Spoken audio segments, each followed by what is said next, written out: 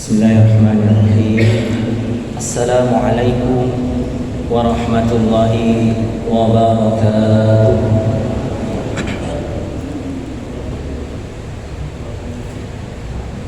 Innal hamdalillah nahmaduhu wa nasta'inuhu wa nastaghfiruh wa na'udzu billahi min shururi anfusina wa min sayyiati a'malina.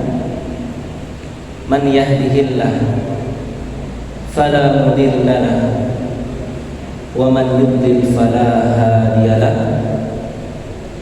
Asyhadu an la ilaha illallah wahdahu la syarika lah wa asyhadu anna Muhammadan abduhu wa rasuluhu la nabiyya wa la rasula ba'da. Allahumma salli wa sallim wa barik ala nabiyyina Muhammadin wa ala alihi wa ashabihi wa man tabi'ahum bi ihsan ila yaumiddin. Amma ba'd. Hadirin jamaah salat subuh rahimani wa rahimakumullah. Alhamdulillah, kita bersyukur kepada Allah Subhanahu wa ta'ala atas segala nikmat yang Allah berikan kepada kita sampai saat ini. Maka Allah Subhanahu wa ta'ala perintahkan kepada kita dengan segala nikmat yang kita terima sampai saat ini, fadhkuruni adkurkum washkuruli wa la takfurun. Kata Allah Subhanahu wa ta'ala, ingatlah kepadaku, niscaya aku akan ingat kepadamu, dan bersyukurlah kepadaku, janganlah jadi orang yang kufur. Jadi Allah Subhanahu wa ta'ala di dalam surat Al-Baqarah, surat yang kedua ayat 151 atau 52 ini ya, menjelaskan kepada kita agar banyak-banyak mengingat kepada Allah Subhanahu wa ta'ala dan bersyukur kepadanya, sekaligus kita berzikir kepada Allah Subhanahu wa ta'ala itu merupakan bagian dari bentuk syukur kita atas segala nikmat yang Allah berikan kepada kita. Maka di ayat yang lain Allah Subhanahu wa ta'ala mengingatkan dan memerintahkan kepada kita, ya ayyuhalladzina amanu dzkurullaha dzikran katsiran.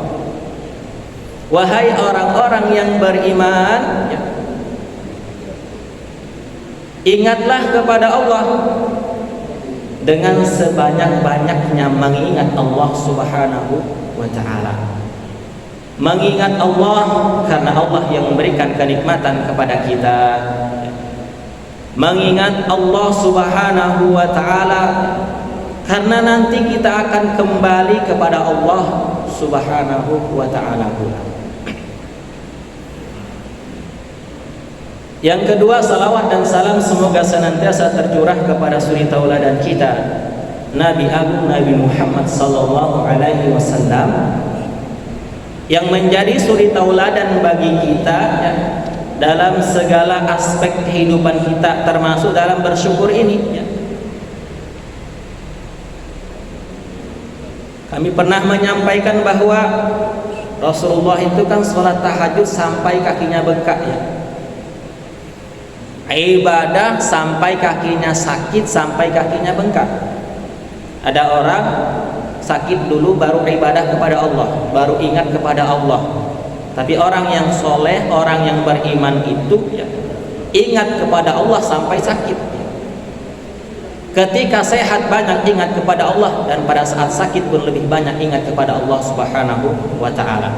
Tapi terkadang ada manusia ketika diberi sakit baru ingat kepada Allah Subhanahu wa ta'ala, begitu sembuh lupa kepada Allah Subhanahu wa ta'ala.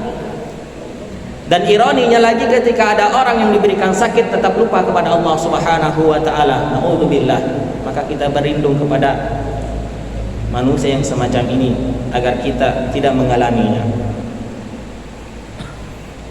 Rasulullah sallallahu alaihi wasallam salat sunnah tahajud, ya, salat malam itu kan sunnah, ya, sunnah, kan, tetapi sunnah yang sangat dianjurkan untuk kita, ya. Sampai kakinya sakit sehingga Ummul Mukminin Aisyah radhiyallahu anha mengatakan kepada Rasulullah, "Ya Rasulullah, kenapa engkau sholat seperti itu sampai kakinya sakit, sampai kakinya bengkak? Sholat wajibnya sudah dikerjakan dengan baik, ibadah yang wajib sudah dijalankan, ditunaikan dengan sempurna, dosanya pasti diampuni Allah, dijamin masuk surga. Tapi untuk sholat sunnah saja sampai kakinya sakit." Maka apa kata Rasulullah? "Afala takunu abadan syakura?" Apakah aku tidak boleh menjadi hamba yang bersyukur kepada Allah Subhanahu wa taala? Jadi tingkatan ibadahnya beliau itu, ya, beribadah karena bersyukur kepada Allah. Bukan hanya sekedar beribadah pengen masuk surga, takut masuk neraka, bukan hanya ibadah untuk menunaikan kewajiban, bukan hanya ibadah karena ingin mendapatkan ini dan itu, tetapi ibadahnya karena rasa syukur kepada Allah Subhanahu wa taala. Hadirin yang berbahagia rahimani wa rahimakumullah, izinkan kami pada kesempatan ini menyampaikan terkait dengan hukum tumakninah, ya, tumakninah, ya, di dalam salat. Sebagaimana yang kita ketahui, ya, di pembahasan ahad yang selain kami yang mengisi, Ustaz Dr. Daniar yang mengisi berkaitan dengan fikih muamalah, ya, kami fikih ibadah. Di antara kaidah yang pernah beliau sampaikan, al aslu fil muamalat, ya, al ibahah, ya.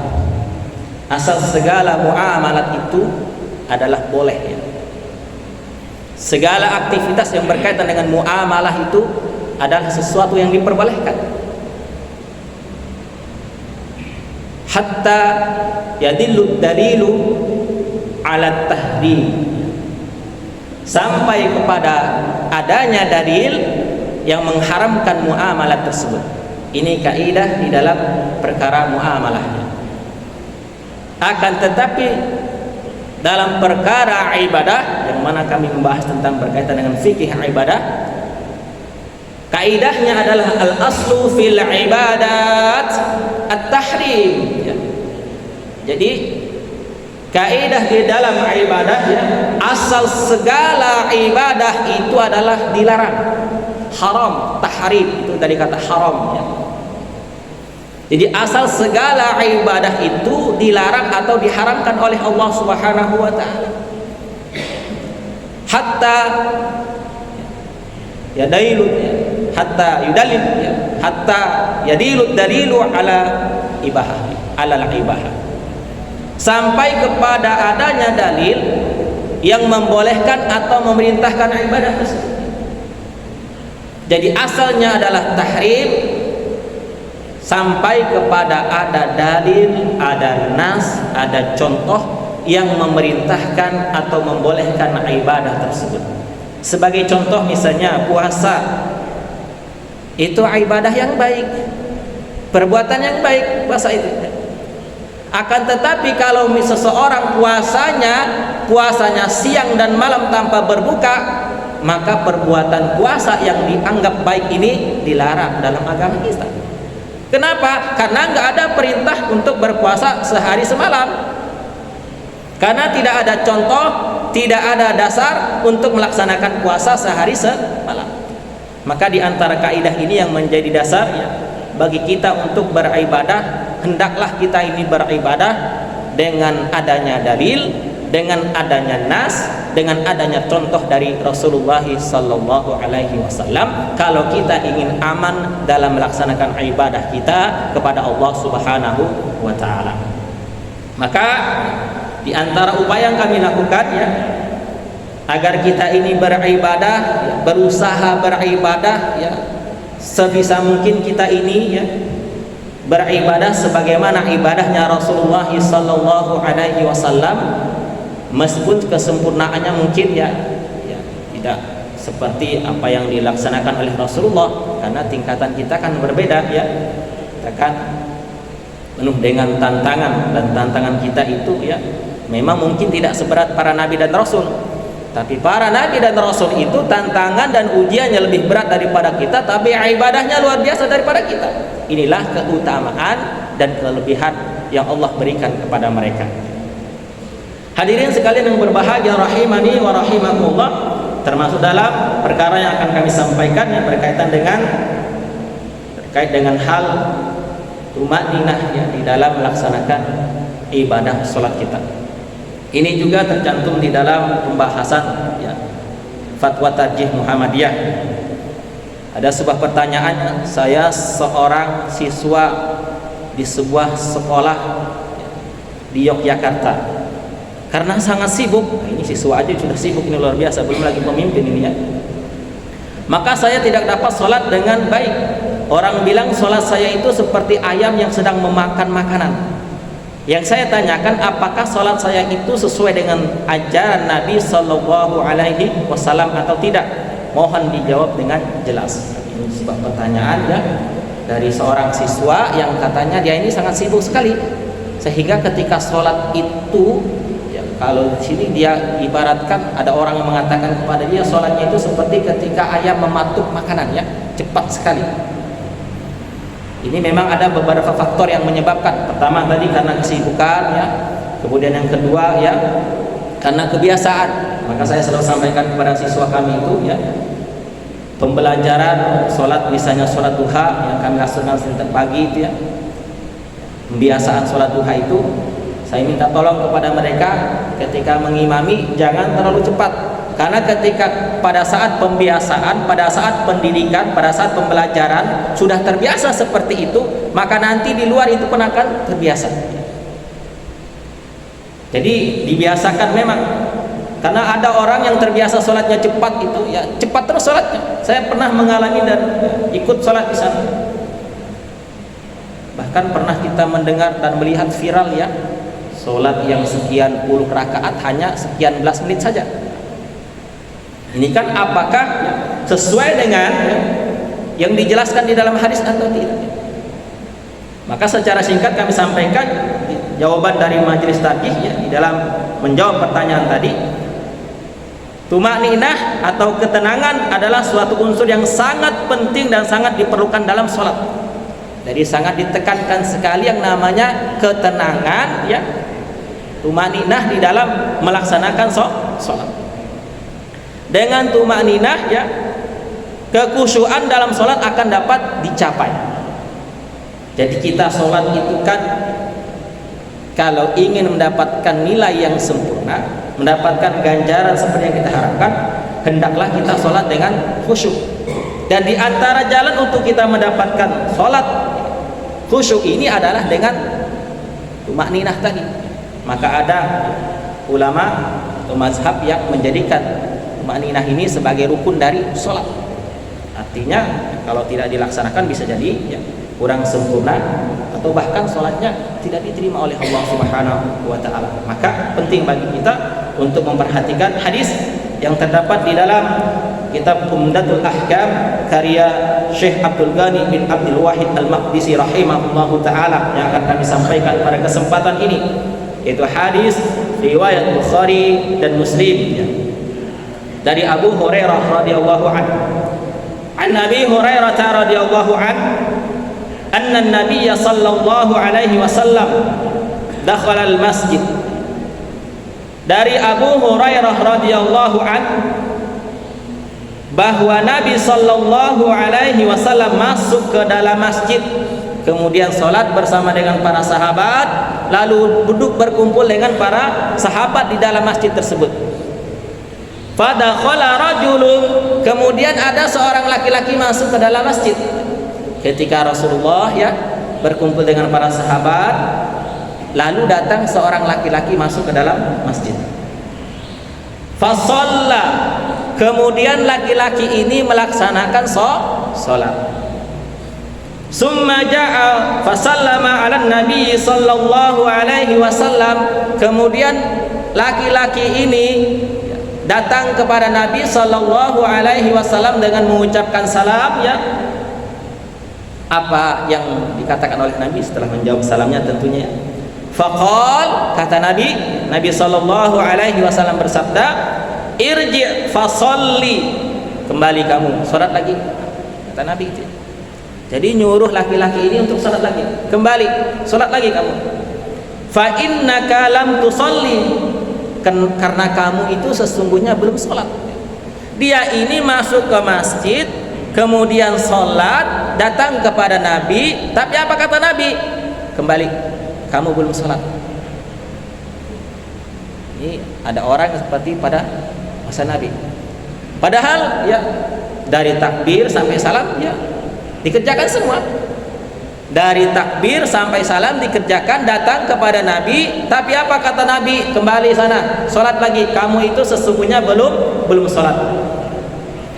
Faraja'a fa shalla kama shalla. Kemudian laki-laki ini kembali untuk melaksanakan salat seperti salat sebelumnya, ya. Laki-laki ini salat lagi sebagaimana salat sebelumnya. Artinya ini yang kedua, ya. Summa ja'a fa sallama 'ala Nabi sallallahu alaihi wasallam. Kemudian setelah itu datang lagi kepada Nabi dengan mengucapkan salam. Faqal, Rasulullah sallallahu alaihi wasallam bersabda, irji' fa salli, kembali salat lagi. Fa innaka lam tusalli, sesungguhnya kamu itu belum salat, kata Nabi kepada laki-laki ini. Kemudian laki-laki ini salat lagi, ya. Setelah itu datang kepada Nabi yang ketiga, salasan, sampai yang ketiga kali. Faqal, kemudian dia berkata, walladzi ba'atsaka bil haqqi la uhsinu ghairahu fa'allimni. Kemudian dia berkata, demi yang mengutusmu wahai Rasulullah sallallahu alaihi wasallam dengan kebenarannya, saya tidak bisa lebih bagus melaksanakan sholat daripada apa yang saya kerjakan ini, kata laki-laki ini. Demi Allah, demi yang mengutusmu ya Rasulullah dengan kebenaran, dengan hak, saya itu melaksanakan sholat tidak bisa lebih bagus daripada yang tadi. Artinya dia ini sudah sholat dengan sholat yang terbaik menurut dia, dengan sholat yang paling bagus menurut dia, karena tidak bisa lagi dia melaksanakan sholat lebih bagus daripada ini, kata dia. Maka sambil dia mengatakan, ya, kepada Rasulullah, fa'alimni, ajarkan kepadaku bagaimana sholat yang lebih bagus daripada ini. Ini diantara adab para sahabat juga, ya. Ketika disuruh Nabi ngulang sampai 3 kali. Bisa jadi kalau kita gitu ya, suruh 3 kali itu bukan sholat lagi, tapi pulang ke rumah sholat di rumah gitu ya. Tapi sahabat tidak. Sahabat ini tidak mutung, ya, tidak marah, tidak benci kepada Nabi. Disuruh berkali-kali sampai 3 kali bahkan, ya, sholat.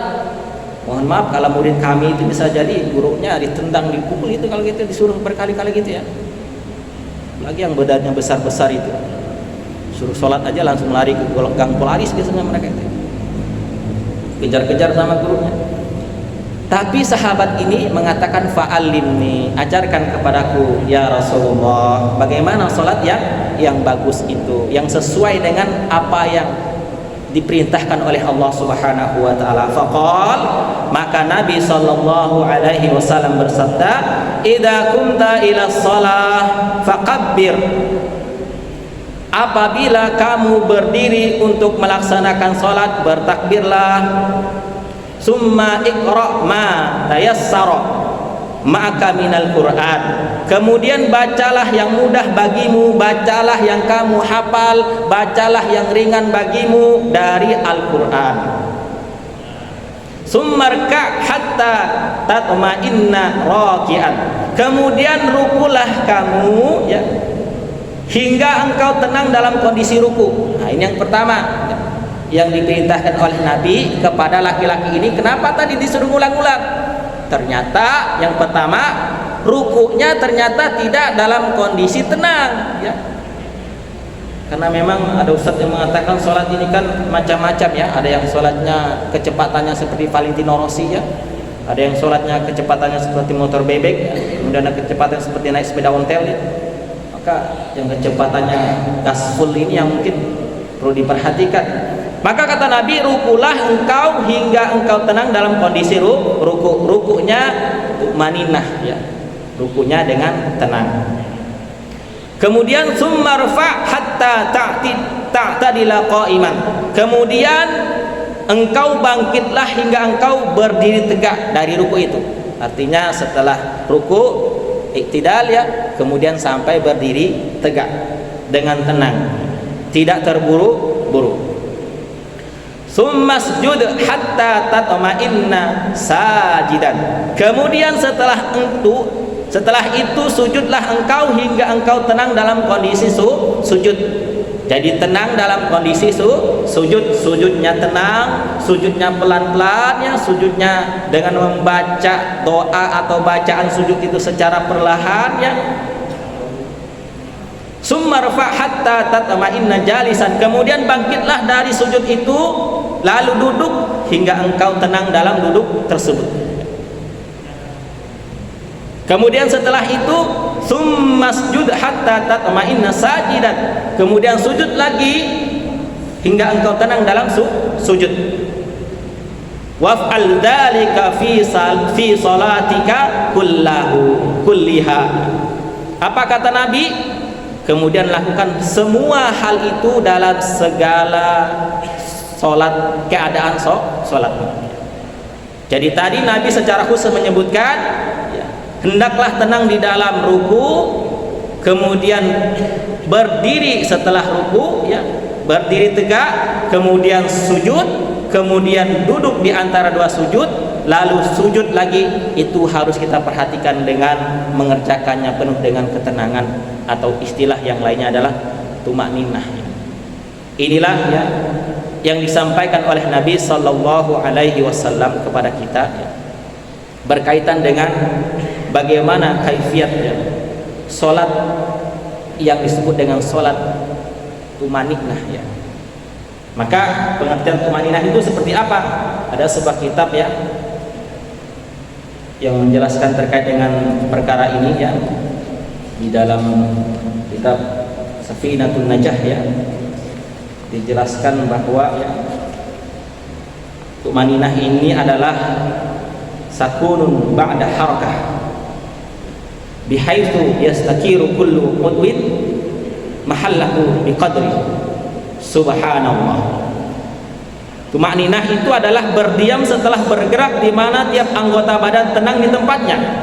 Kalau berdiri tegak, tenang dulu saat berdiri tegak. Kalau ruku berarti tenang dulu saat ruku. Kalau sujud berarti tenang dulu dalam kondisi sujud. Lamanya bagaimana?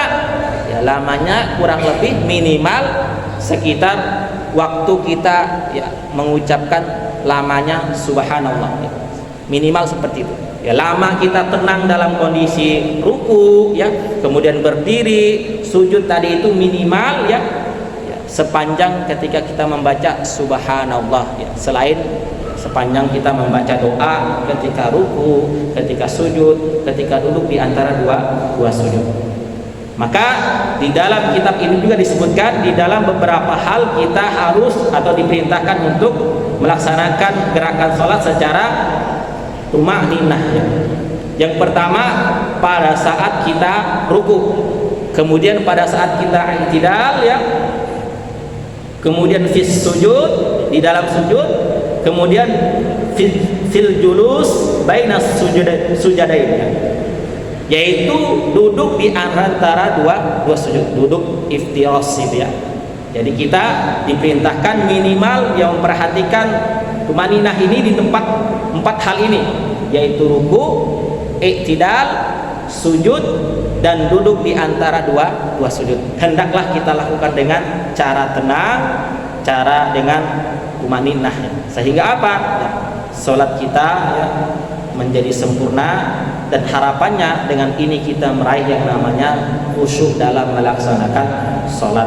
Karena dengan khusyuk inilah akan kita raih apa-apa yang kita harapkan dan yang Allah janjikan qad aflahal mu'minun, ya. Di antaranya adalah orang yang beruntung itu kan alladzina hum fi shalatihim khashi'un, orang yang di dalam salatnya melaksanakan salat dengan khusyuk. Maka kalau kita ingin menjadi orang yang beruntung, hendaklah kita melaksanakan salat dengan khusyuk, dan di antara agar kita mendapatkan salat dengan khusyuk adalah dengan cara tumaninah tadi, dengan cara tenang dan perlahan dalam setiap gerakan sholat yang kita kerjakan. Mungkin ini yang dapat kami sampaikan pada kesempatan ini. Semoga menjadi kebaikan bagi kami pribadi dan hadirin sekalian, serta kita dapat meraih apa yang kita harapkan dari ibadah yang kita kerjakan, wabil khusus dari ibadah rutinitas yang kita kerjakan setiap hari. Sebagai penutup, kemarin kami mengikuti kegiatan yang diadakan oleh pimpinan wilayah.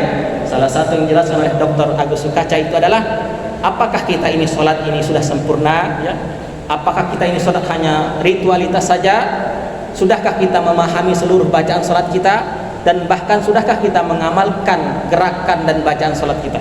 Karena sholat ini bukan hanya ketika kita subuh di masjid, zuhur di masjid, asar di masjid, maghrib di masjid, isya di masjid, tapi sholat yang kita kerjakan ini harapannya adalah diaplikasikan, diamalkan dalam kehidupan kita sehari-hari. Inilah orang yang sebenar-benarnya sholat, menegakkan sholat bukan hanya ketika sekedar ritualitas saja, tapi dia paham makna dari sholat itu, kemudian diamalkan dalam kehidupan kita. Ini mungkin yang perlu kita lakukan sekarang. Sholat sudah kita kerjakan, pertanyaannya, sudahkah kita memahami, minimal memahami, hafal seluruh arti mungkin agak susah, setidaknya kita paham Allahu Akbar itu, kemudian bacaan iftitahnya, bacaan Al-Fatihahnya, kemudian bacaan ketika ruku, ketika i'tidal, ketika sujud, sampai salam itu, sudahkah kita paham maksud dan makna dari apa yang kita baca tersebut? Belum lagi gerakan sholat kita. Kemudian sudahkah, kalau kita sudah paham, sudah tahu, sudahkah kita amalkan? Salam setelah kita selesai sholat ke kanan ke kiri, sudahkah kita amalkan salam ini, memberikan keselamatan, memberikan kesejahteraan, memberikan kebahagiaan kepada orang sebelah kanan dan sebelah kiri kita, tetangga kiri dan tetangga kanan kita, dan seterusnya, teman-teman kita, keluarga kita? Inilah yang mungkin perlu kita perhatikan saat ini. Sholat sudah kita kerjakan, tapi pengamalan dari sholat ini mungkin juga harus kita lakukan dalam kehidupan sehari-hari kita, agar kita ini meraih ya kesempurnaan dalam melaksanakan sholat yang sesungguhnya. Kita akhiri dengan doa kafaratul majlis. Subhanakallahumma wa bihamdika asyhadu an la ilaha illa anta astaghfiruka wa atubu ilaik. Alhamdulillahirabbil alamin. Terima kasih atas segala perhatian, mohon maaf atas segala kesalahan. Wallahu a'lam bishawab. Fastabiqul khairat, nasrun minallah wa fathun qarib wa basyiril mu'minin. Assalamualaikum warahmatullahi wabarakatuh.